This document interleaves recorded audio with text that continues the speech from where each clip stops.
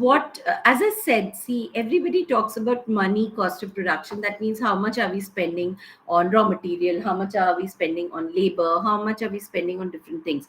But more than that, when you talk about good labor, good people for work, you have to give people time to explore different things.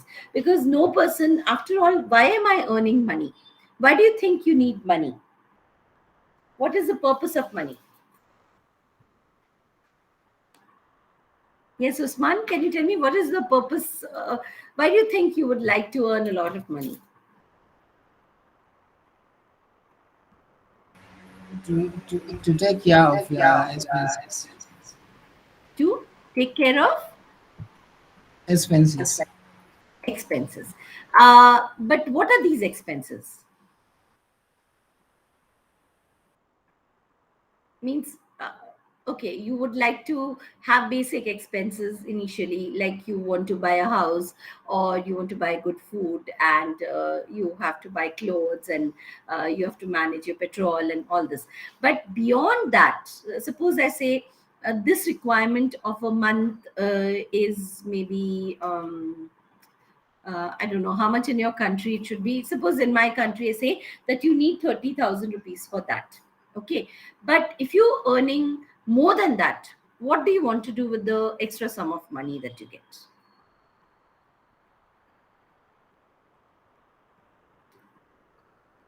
Yes, anyone?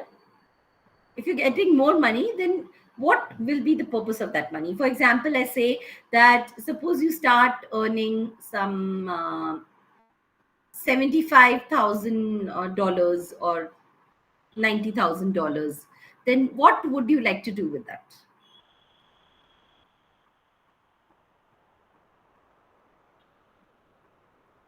Grace, can you tell me?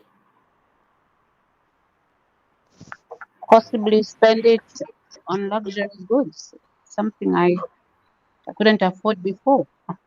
Okay, okay, yeah. So, if you see now, if you want to spend it on things that you couldn't do before, see, all of us, if you see, we are not working after a certain point of time. Yes, initially we would like to work to maintain our basic necessities, but in the long term, we do not work for basic necessities. No, everybody would say that, I would like to travel the world. I would like to spend money on, uh, for example, I love eating food. I'm quite a foodie, so I would like to, eat in the best of the places. I would like to travel in the best of the countries, and of course, I would like a very nice house and everything. Now, I have enough money to do all this, but I have no time. So, what is the purpose of that money at the end of the day? Is it just to have a bank balance that we look into?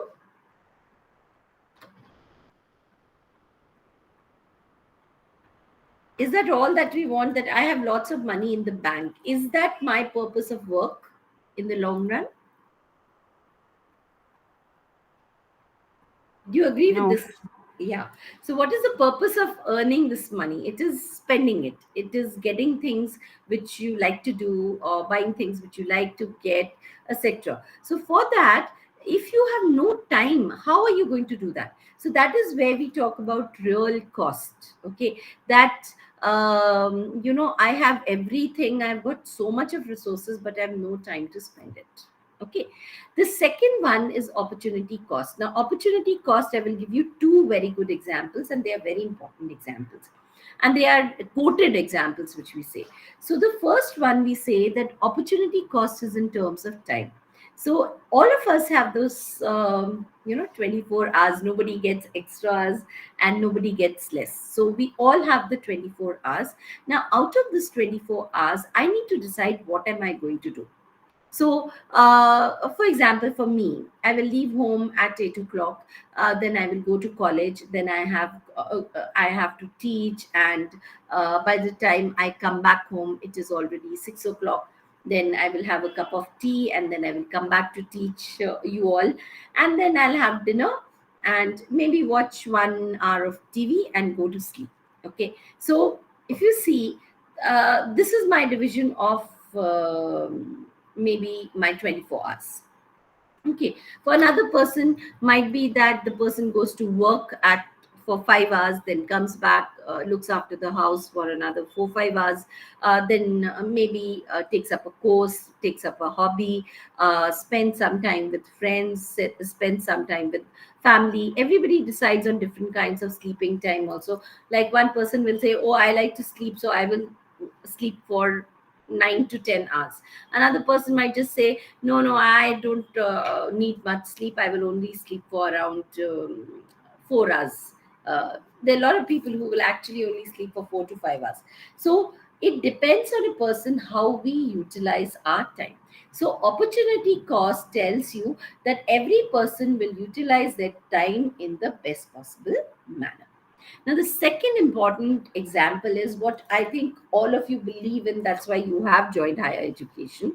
We say, and this is basically a difference between different countries also. Like, for example, it doesn't apply to India, because in India, what happens is you will find majority of the children doing higher education. Parents will also say, you don't need to work, you please study well, finish your education, and then go on to work.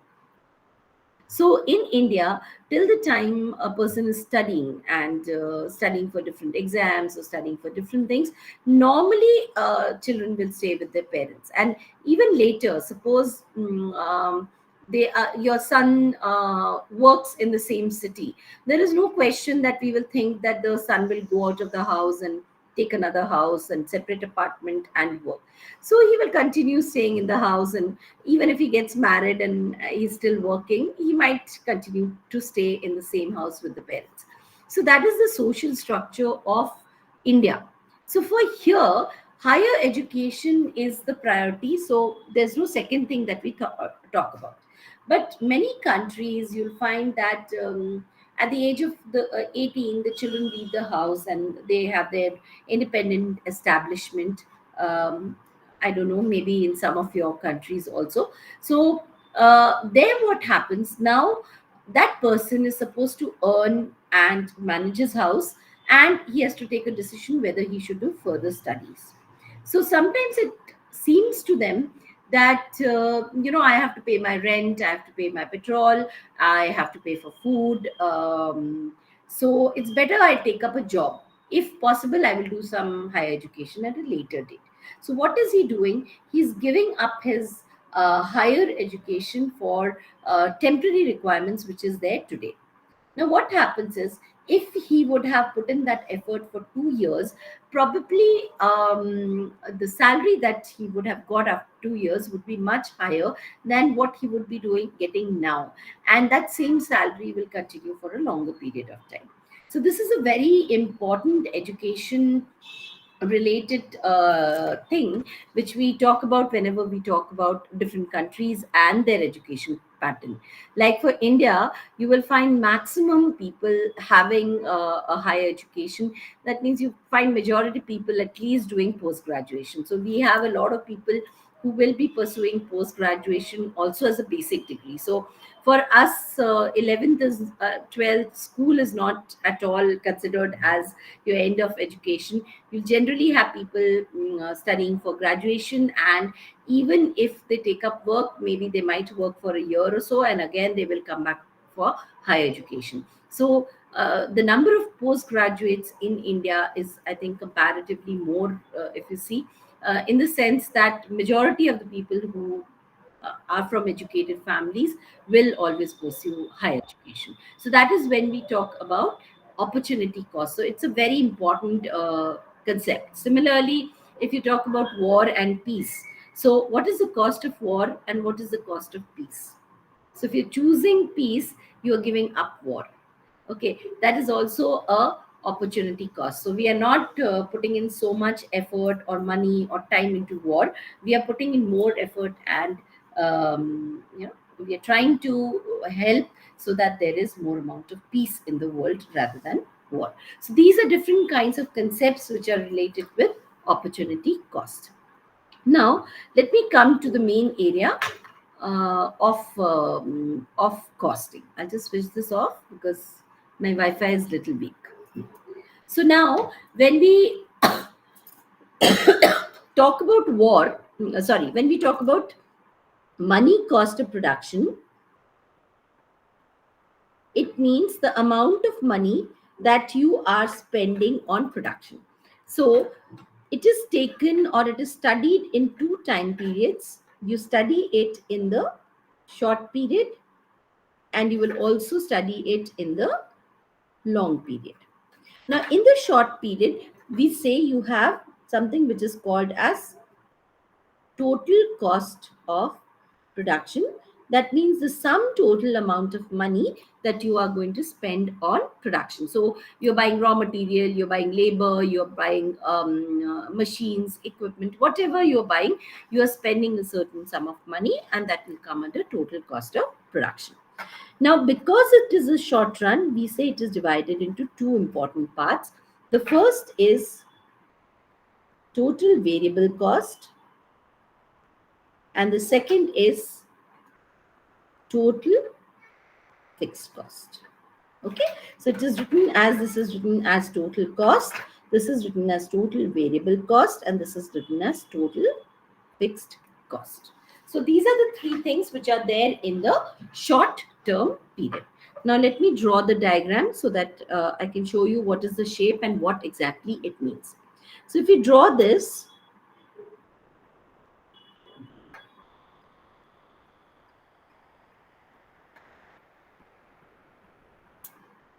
okay.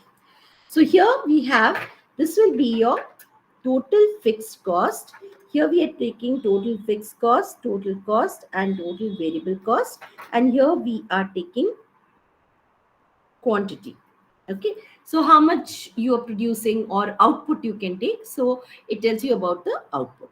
Now, when we draw your total variable cost, it is taken as a inverted S-shaped curve. Okay, and it starts from point 0. I'll just explain this to you. Total fixed cost never starts from point 0. And the third curve that we draw is a curve which is parallel to your total variable cost, and that is your total cost.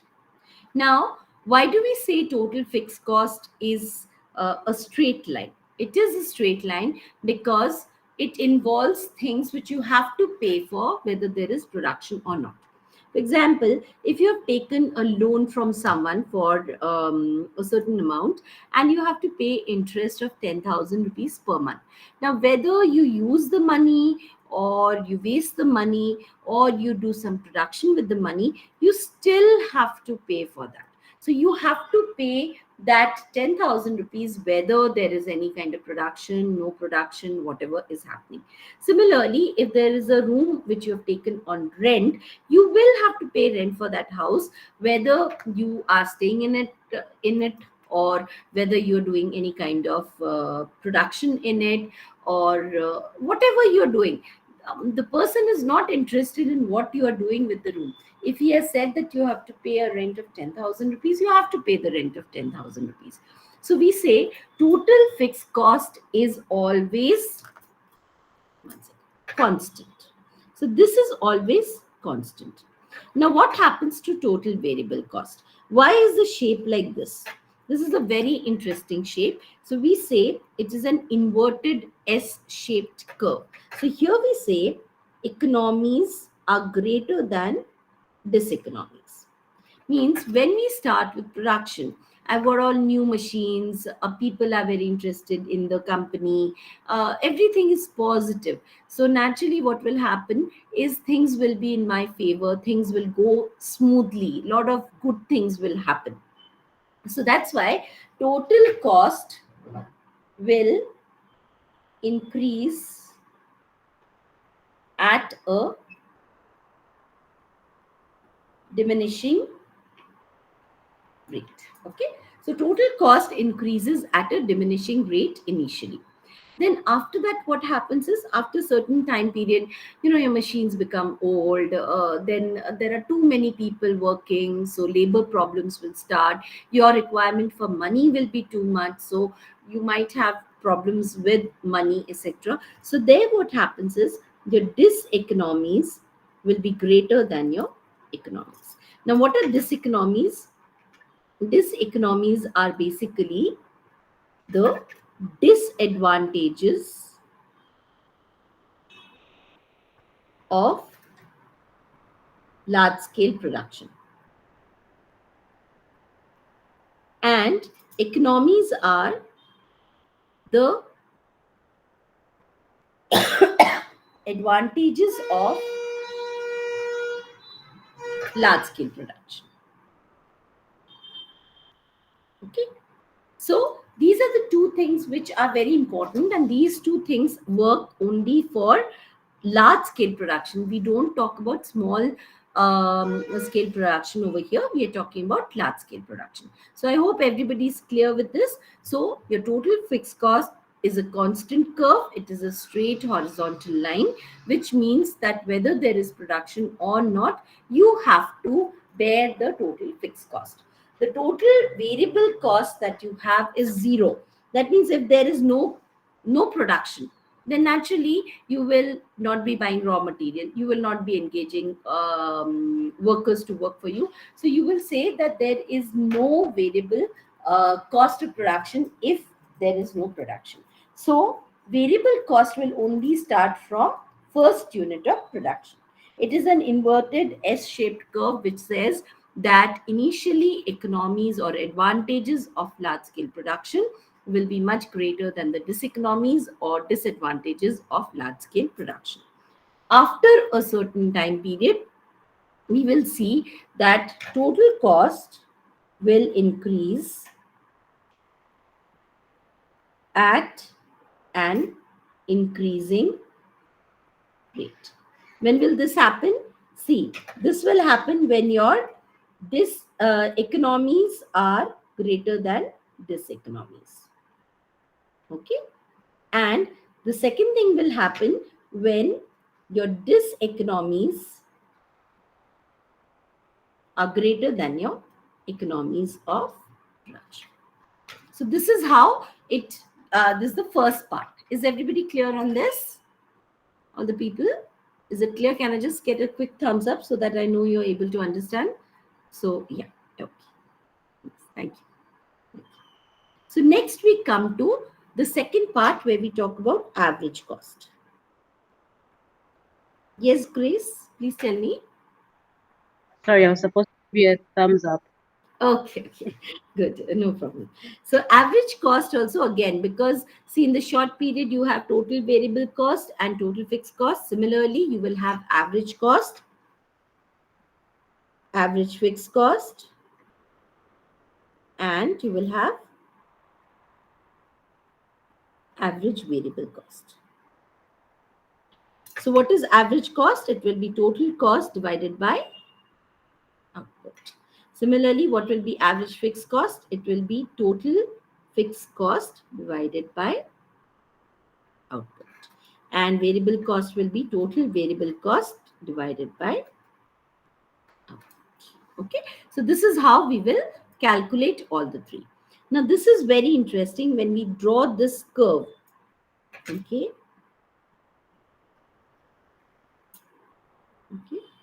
So the first curve that you draw is your average cost. Then you have your average variable cost curve. Then we have average fixed cost curve. And then we have our marginal cost. So if you see here on this margin, we have taken average cost, average fixed cost, average variable cost, marginal cost, and here we have taken output. Okay, so now if you see, there's a big difference in the change in the shapes also. Okay, so what you notice is that now the shapes are different. That means average cost is a U-shaped curve, average variable cost is a U-shaped curve, average fixed cost is shaped like this is a very interesting shape. It is called as a rectangular hyperbola. That is the shape of your average fixed cost curve. And marginal cost curve is called as a Nike shaped curve. If you know the company Nike, you'll find this is the tick shape that they have on their shoes and all. So this is a Nike shaped curve that we call. So marginal cost is a Nike shaped curve. Again, the same reasoning holds good. If you see this is your average cost curve, you will say here economies will be greater than diseconomies. And here economies will be less than your diseconomies. So initially cost will decrease because the advantages of large scale production will be much greater than the disadvantages. And at the later stage, the disadvantages of large scale production will be much greater than the advantages of large scale production. Okay. So this is basically about the cost curves. Now remember one thing, and this is a very important statement, that next class, that is tomorrow's class, I will be dealing with, I'll start with it today, but mainly I will deal more with it tomorrow. So the thing is that these curves are the same shape whichever market competition which we will study. So whether we talk about perfect competition, we talk about monopoly, monopolistic, any kind of competition, the cost curves will have the same shapes. Okay, there is no change in the shape of the cost curves whenever we talk about pricing, or we talk about output or anything. It will change when we talk about the revenue curves. So cost curves will be identical whichever market competition we will talk about. Okay, so I hope this much is clear. This much is clear to everyone. So let me come to the next part where we talk about revenue curves. Now, what is revenue? Revenue is, just give me 1 second.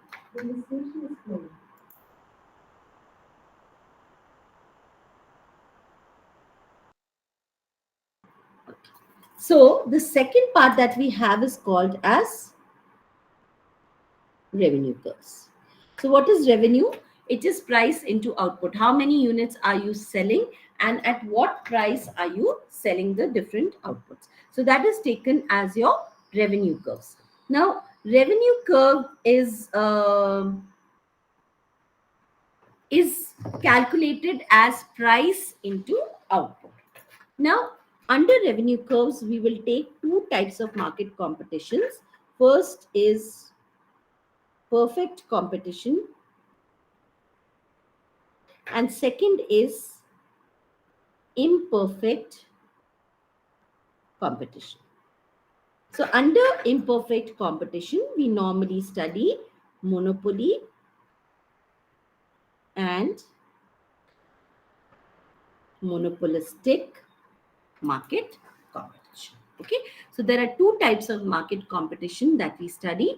We study monopoly market competition and we study monopolistic market competition. Now, when we take the first one, that is perfect competition, the revenue curve which you draw for this looks like, I will just draw it. Sorry. Okay. So the revenue curve is, first it will be a straight line. So this straight line is average revenue is equal to marginal revenue. Remember, average revenue is the demand curve for a firm. Okay, so whenever we talk about revenue, we are talking about revenue for the firm, and average revenue curve is the demand curve for the firm. Please underline this word firm. I'm not talking about industry, I'm talking about the firm. Okay, and then if you draw the total revenue curve, it will be a constantly increasing curve. So here you have total revenue, average revenue, marginal revenue, and here you have output. Okay, so what you say, total revenue increases at a constant rate. Okay, so total revenue increases at a constant rate. So this is a very important thing, And this is basically when we draw the perfect competition curve, this is what we will keep in mind, and we will have to draw all the market competitions according to this. Okay, so is it clear? So under perfect competition, average revenue is equal to marginal revenue. It is a horizontal line, and total revenue increases at a constant rate. Means it is 10, 20, 30, 40, 50, 60. So exactly by 10 units, the total revenue is increasing.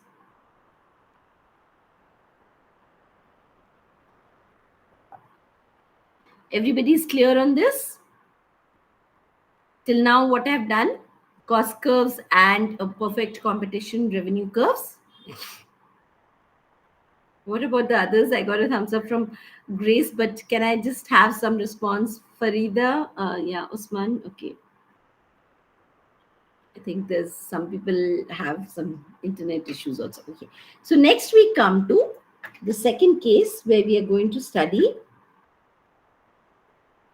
imperfect markets. Okay. So here we are talking about both the conditions, that is monopoly and monopolistic. Now for this, now please understand this curve is totally different from what we have drawn in the previous curve. So here you will find that your revenue curve will actually go like this. This is your total revenue curve. Okay, you can also touch it to 0, no problem. So it is from 0 that you are starting with the total revenue.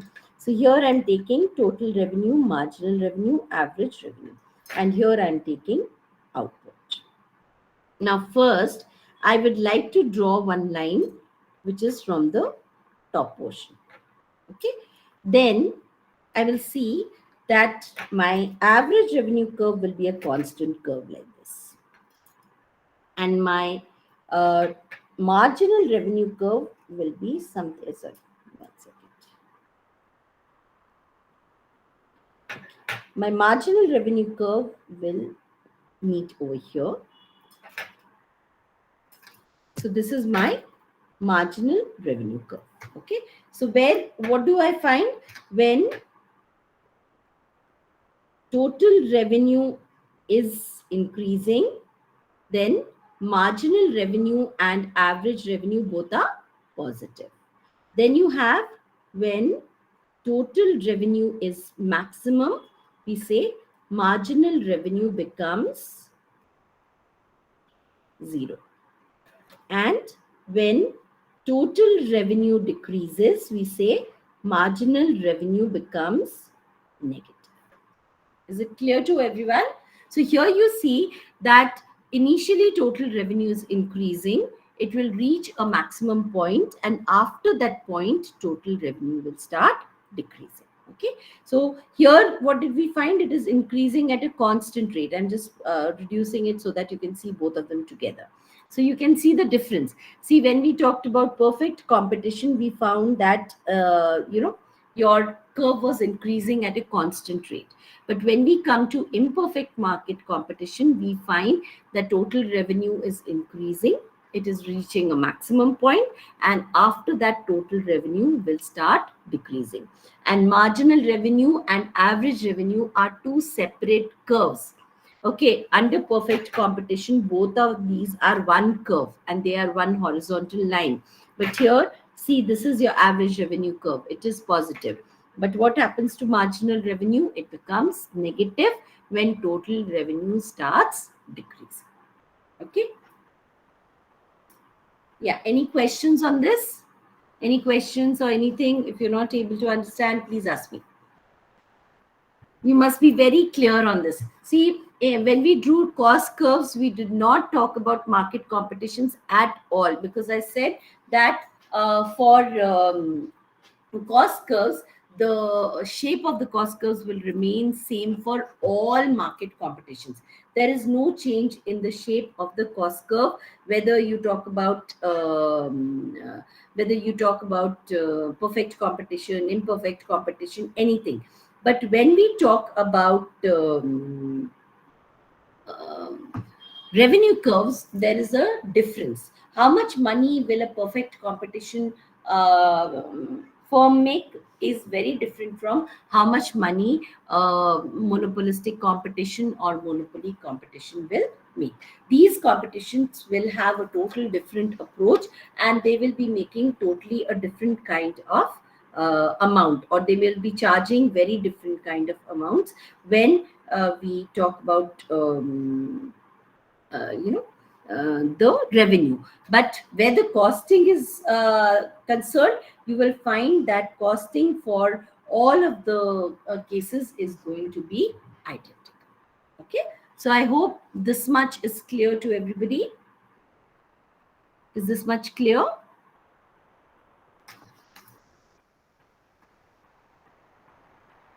Any questions still here? Anybody has any questions or queries? No? Okay. So let's proceed.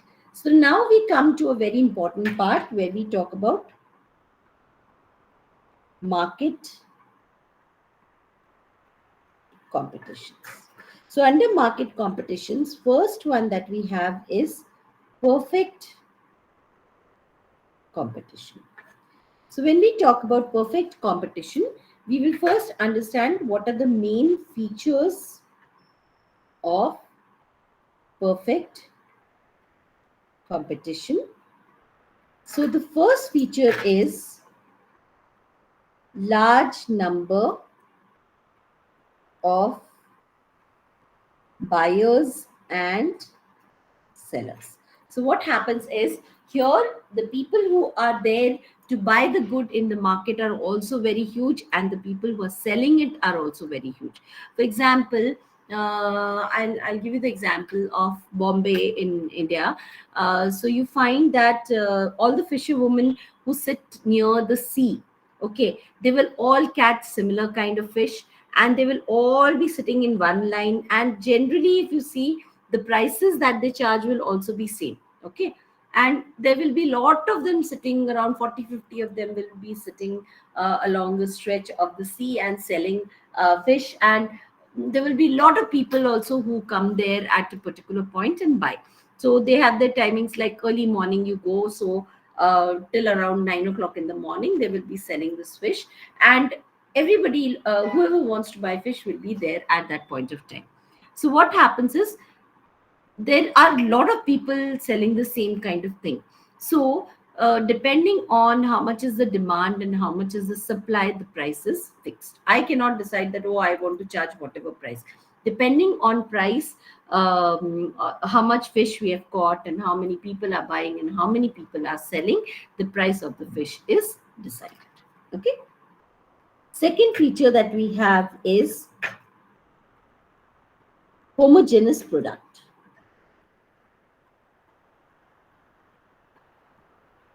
What do we mean by homogeneous product? We find that all these buyers and sellers will be selling very, very similar kind of things. They are not selling very different things. Like I gave you the example of fish. Now, it is possible all fish will not be of identical same size, but generally, if you talk about maybe prawns or you talk about some varieties of fish, normally the size of the fish is very similar. Nobody will go and measure the size of the fish, but generally you get very similar kind of fish. So you find that everybody over there will be sitting and buying that, and every product is similar. Similarly, if you see a market where they are selling tomatoes, or they are selling onion, or they're selling potatoes, all these kind of vegetables, generally everybody has similar kind of it.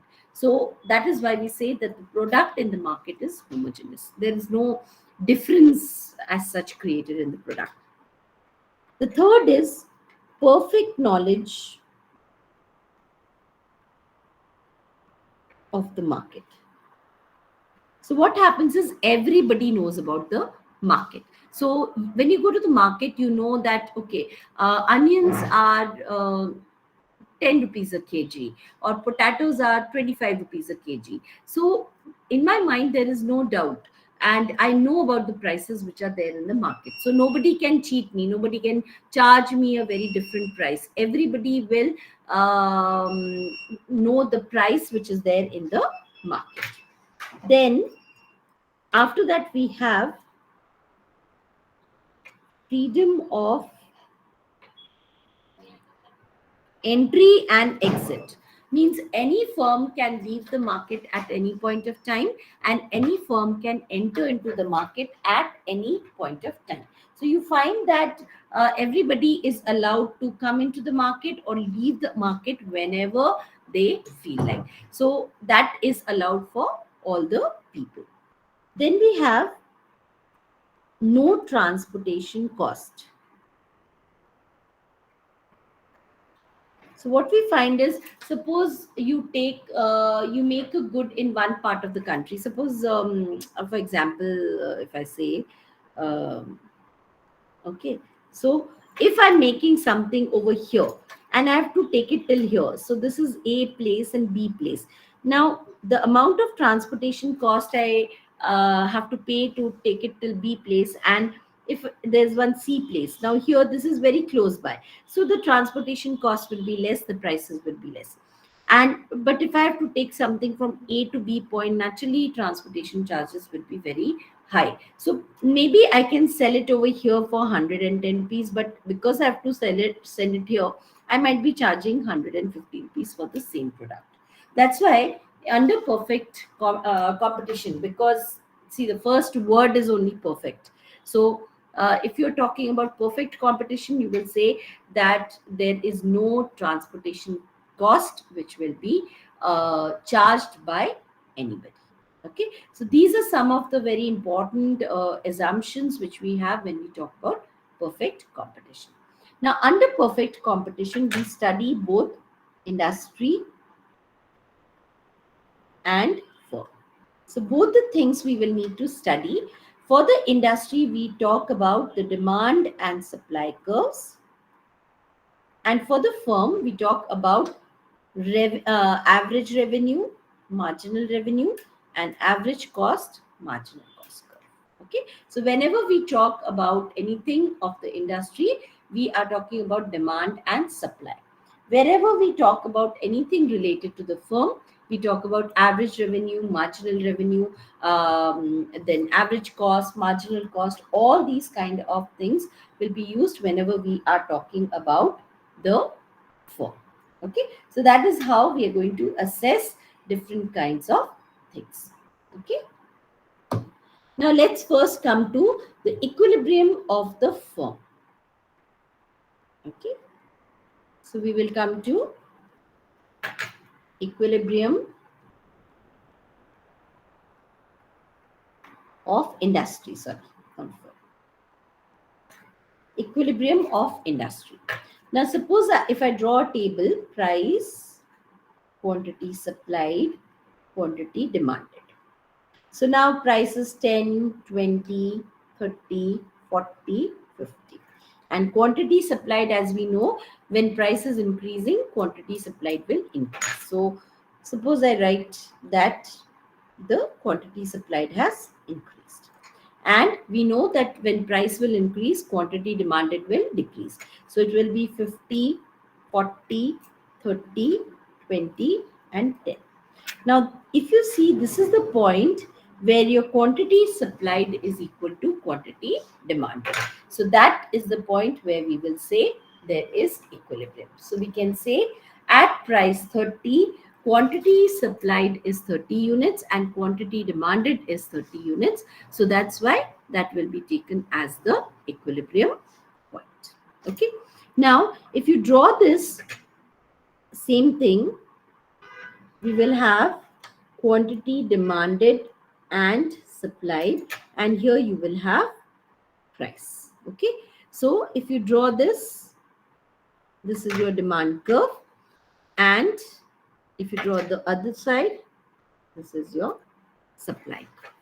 Okay, so what happens is, we will say that the price is fixed at this point. This is your equilibrium point. P is your price. Now, suppose we say that the price is increased.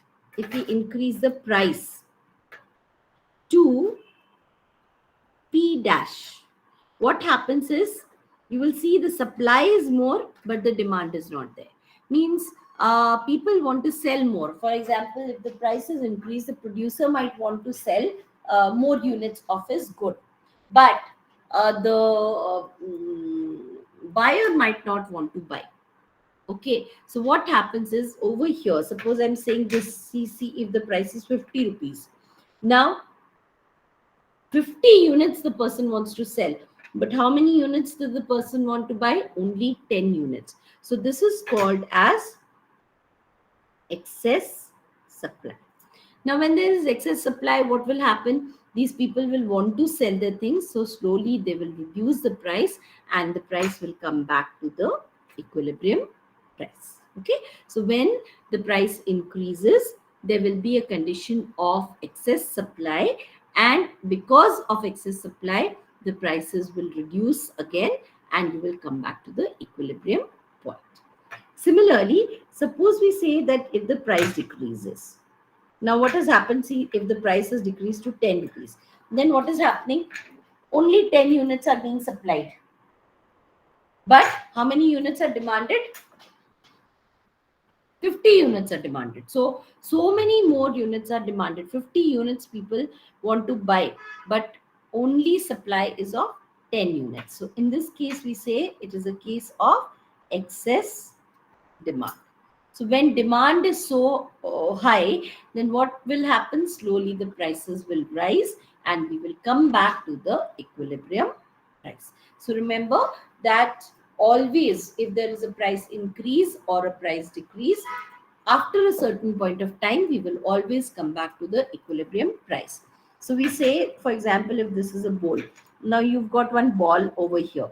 If you take it this side, it will come back. If you take it this side, again it will come back. So you'll find that whichever side you are putting it in a bowl, if you want to put the ball on top, you'll find that the prices will not permanently change, or the position will not change. It will always come back to the bottom of the bowl. Same is the case with equilibrium price, that whether you take increase the price or decrease the price, you will always come back to the equilibrium price. Okay, is this much clear to everybody? Is this clear to everybody? Yes, ma'am. Okay. Now, I'll just finish this little bit portion, two more things, and then I will end the class for today. So, in the other case, when we talk about the firm, okay, that is the case for the industry. Now, if we talk about the firm, what happens is, this is one of the last curves I'm drawing for today. Okay. So if we talk about the firm, we will have over here output, or you can say quantity, and here you will have average cost, marginal cost, average revenue, marginal revenue. So basically, you will have a curve which is horizontal.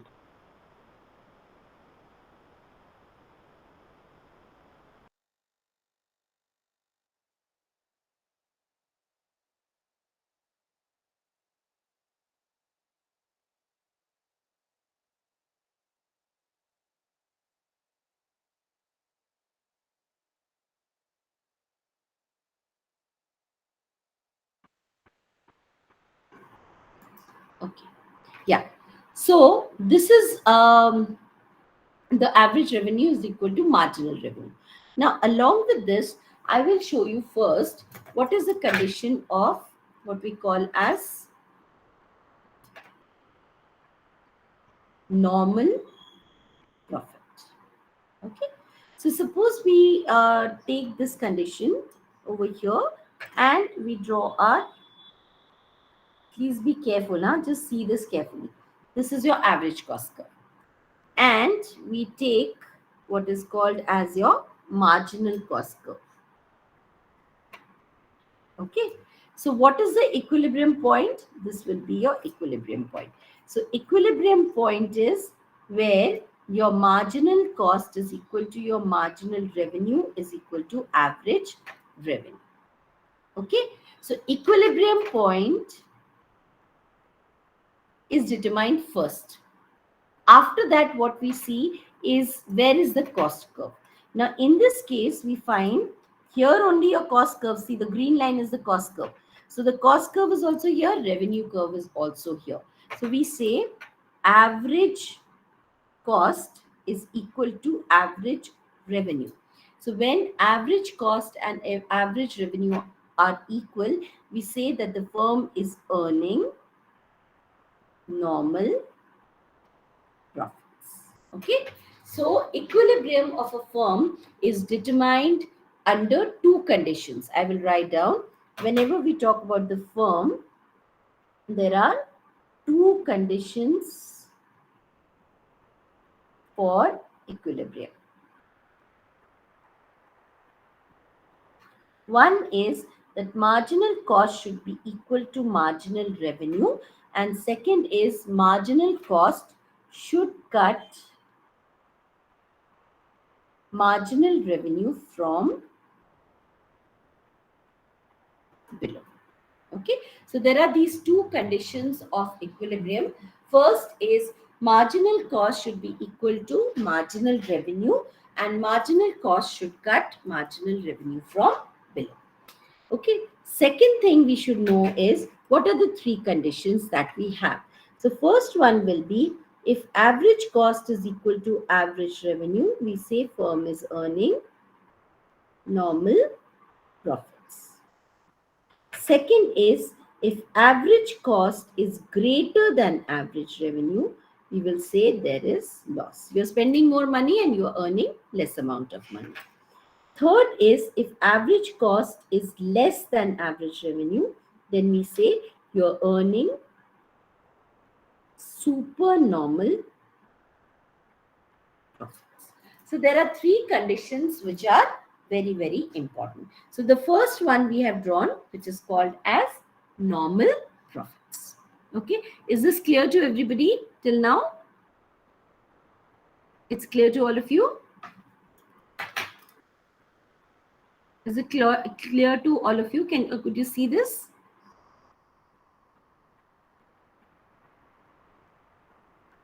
Yeah. Because I lost some connection in the middle. That's why I'm asking if everybody can see this and hear me. Okay. I'll just draw the last two curves for today and finish. Okay. So just give me another 5 minutes. So this is the important thing that we did. So first condition we drew normal profit. Now second condition we will draw supernormal profit. So under supernormal profit, when we draw the curve, here we will take average cost, marginal cost, average revenue, marginal revenue. Here we will take quantity. Now first of all, I will draw the horizontal curve, that is average cost is equal to marginal cost. Now since I am drawing the condition of supernormal profit, what do I want to show? That cost is less and revenue is more. Okay, so for that I will draw the cost curve below the average revenue curve. Okay, so this is my average cost curve, and I will draw my marginal cost curve like this. Okay. Now first I have to find equilibrium. Where is the equilibrium? Where marginal cost is equal to marginal revenue. So this is the place where your marginal cost is equal to your marginal revenue, this point. Okay. Then what we do? We drop one perpendicular downwards. So I say OQ quantity is being demanded and produced. And this is your price. Now this point where it is touching the average cost curve, we can see the cost curve is below the revenue curve. This is your revenue curve and this is your cost curve. So if you just draw one line like this and mark this as A and B, this entire area that we are getting is called as your area of supernormal profits. Okay, so in this case you will find what has happened. Equilibrium is where your marginal cost is equal to marginal revenue. Then we say because average cost is less than average revenue. Average means the amount that you're earning is more. So that we are saying cost is less than price. We will say you are earning, this firm is earning supernormal profits which are equivalent to PEAT. So this is the area of supernormal profits. Is it clear to everybody? So this is the second condition that we have talked about. Okay.